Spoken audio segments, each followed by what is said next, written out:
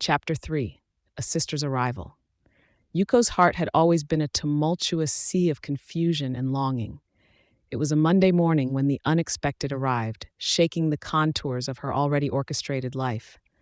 She was sprawled on the worn, creaky sofa in her modest living room, conspicuously situated in a neighborhood that whispered stories of forgotten aspirations.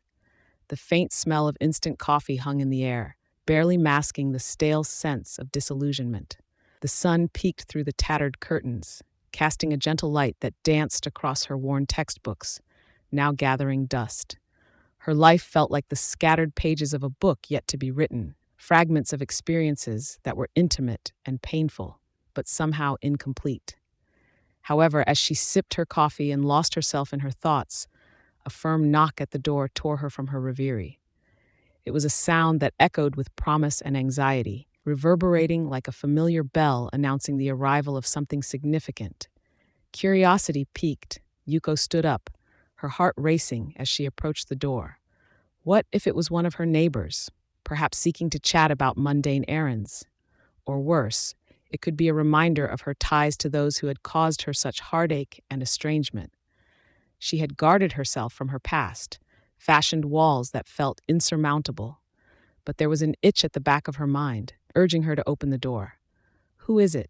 she called, her voice steady, even as she felt a multitude of emotions rise within her: anticipation, dread, and a flicker of hope. "It's me, Yuko. Open up," came the bright voice from the other side. The familiarity of the tone struck her like a lightning bolt, sending an electric current through her veins. Panic struck momentarily. It was Ayako, her younger sister, whom she had not seen in years. Memories of a cherished bond twisted around the resentment that had grown between them since their parents had shifted their affection so firmly onto Ayako. The recollections of childhood, once filled with shared laughter and stolen secrets, seemed tainted now by the weight of abandonment and jealousy. Taking a deep breath, Yuko grasped the cold doorknob and swung it open. Standing before her was Ayako, a striking young woman brimming with energy and an innocence that momentarily soothed Yuko's turbulent heart. "Yuko," Ayako exclaimed, her eyes sparkling like sunlight dancing on water. She stepped inside, pulling Yuko into an embrace that felt both foreign and familiar. It was as if time had folded back on itself, moments untangled in the gossamer threads of their shared history. "What are you doing here?" Yuko managed, her voice a mix of disbelief and a hint of warmth. She gestured for Ayako to sit, feeling a pang of protectiveness that was surprisingly comforting. "I didn't expect to see you today. I finished my finals today and wanted to celebrate. I thought we could spend some time together," Ayako said, her voice bright but tinged with nervousness. "I know things have been strange between us." Yuko nodded, unable to ignore the gravity of unspoken words. The years of silence stood between them like an impassable chasm. The carefully curated walls of her heart felt weak in the presence of her sister. "Yeah, strange seems like an understatement," Yuko said, her tone light but filled with a bittersweet undertone. "How's it felt being the golden child?" Ayako flinched slightly at the jab but quickly regained her composure. "It's not easy, you know? It never really was. It feels like I'm constantly under a microscope trying to measure up, but I can't sweep our past under the rug either." Yuko's heart softened, her sister's words igniting embers of empathy within her. Despite the scars of resentment, there was a profound understanding she had with her sister. "I didn't know you felt that way," she admitted quietly. "I always thought you were just the favorite." Ayako smiled sadly, the corners of her mouth lifting only slightly. "I was, but it didn't mean I didn't want to reach out to you. I've missed you, Yuko, more than I care to admit." She paused, her gaze imploring. "Can we start over? I want to know you again." Yuko swallowed hard, grappling with the conflict swirling in her chest. She yearned for connection, but a fear laced with bitterness clawed at her. "I don't want to hurt you, Ayako," she said cautiously. "You've become someone I hardly recognize. It feels strange, wanting to reconnect after all this." "I get it," Ayako replied, her voice earnest. "But I believe we can set aside the past. We share blood, and deep down, I want us to forge a new bond. We've both been through so much." The turmoil within Yuko was a bitter cocktail of numerous emotions: Remnants of childhood love flicked through her mind like fragmented memories illuminated in the soft glow of her living room.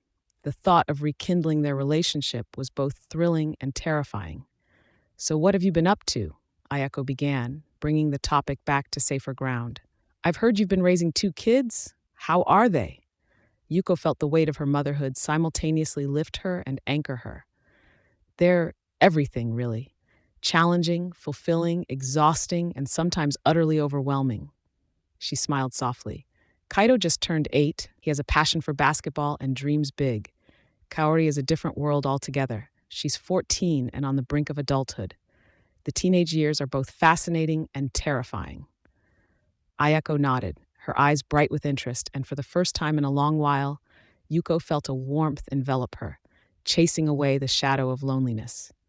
"You should bring them over. I want to meet them," she gushed.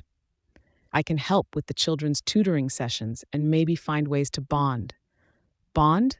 Yuko raised an eyebrow, half teasing and half skeptical. "Of course," Ayako laughed. "I want them to know their aunt, and I want to understand this whole chaotic life you've created. You've done a fantastic job, Yuko, even when it felt like the world was against you." Their conversation unfolded, weaving through the experiences that had shaped their lives in disparate ways. Stories of resilience were shared, her sister's youthful optimism countering the weight of Yuko's hardened heart. They ventured into newfound territories, shared laughter, delicate revelations, and promises of more time together. By late afternoon, a gentle stillness settled over the living room, the atmosphere thick with comfort. Yuko found herself staring out the window as the sun dipped, the golden hues of dusk spilling across the horizon. "Do you remember our favorite spot?"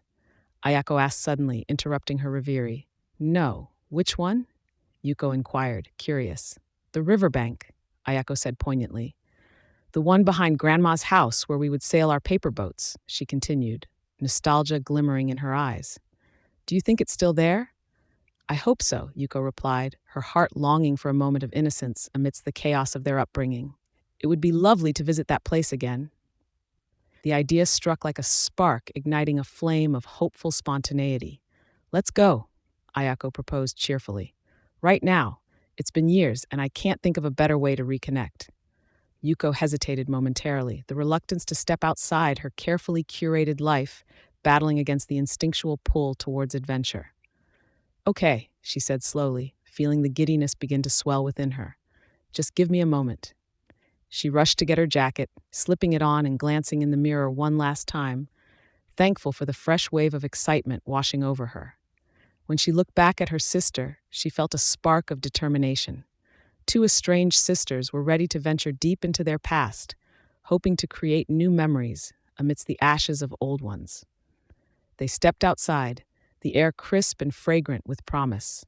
As they walked, side by side and skipping past the cobblestones they had traversed during childhood, the chatter flowed easy and freely, washing away the weight that had burdened them both for too long. Arriving at the riverbank, they found time hadn't dulled its beauty. The river glittered under the setting sun, a faint current carrying away the whispers of their shared history. They found a patch of grass and sank down, laughter rippling through the air. "Do you have any boats with you?" Ayako teased. Yuko chuckled. "Hardly, but we can make future plans. How about a family reunion at this very spot, with Kaito and Kaori?" "Yes," Ayako exclaimed, her voice mingling with the wind, lifting their spirits into the twilight sky. They shared stories, laughter, and the absurdity of life's relentless series of ups and downs. At that moment, two hearts intertwined beneath the sprawling canopy of stars that began to pepper the horizon. Yuko closed her eyes, listening to the trance-like sound of moving water contrasting with the gentle murmur of her sister, recounting tales of her journey in university and the pressures of being seen as the mini Yuko by their parents. For the first time in years, Yuko felt light, her troubles erased by the simple act of reconnecting with the warm, familiar presence of family. She could sense the loneliness that had dogged her for much of her life begin to ebb, receding like the tides that rhythmically kissed the riverbank. "There's so much to look forward to, isn't there?" Ayako pondered aloud, mirroring Yuko's sentiments that stirred in her heart. Finally, as the stars twinkled brighter and the night settled like a gentle blanket over them, Yuko whispered softly enough for the night to absorb, "Yes, there truly is." And with that, two sisters, bound by blood but separated by their past, took the first tentative steps toward stitching time. In eyes reflecting the cosmos above, they found solace not just in each other, but in the promise of what could be a journey through love, woven not just in the fabric of sisterhood, but also through the acknowledgement of their shared heartache and resilience. As they gazed at the stars, Yuko felt the weight of her past begin to lift, the darkness illuminated by the stars resembling hope emerging from the chasms of loneliness, bringing a taste of renewal.